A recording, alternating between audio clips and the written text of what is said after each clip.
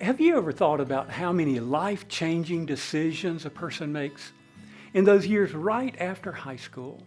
Questions like, will I go to college? What college will I go to? Will I date? Who will I date? What job will I work at?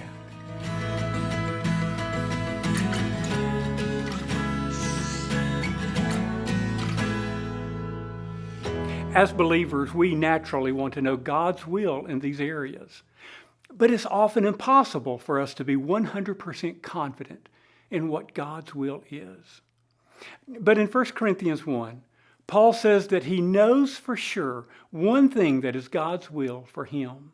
He wrote, "For Christ did not send me to baptize, but to preach the gospel, and not with words of eloquent wisdom, lest the cross of Christ be emptied of its power."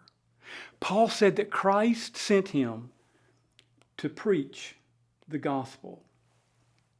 But we aren't apostles, and many of us aren't preachers, so how does this apply to us?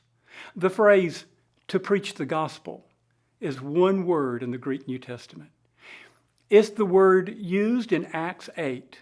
When believers were driven out of Jerusalem because of persecution, they went everywhere, sharing the gospel message. The focus isn't on the activity.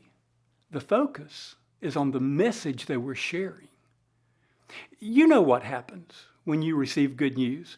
You can't wait to share it with others. Believers have received the greatest news of all. God's will is for us to tell it to others.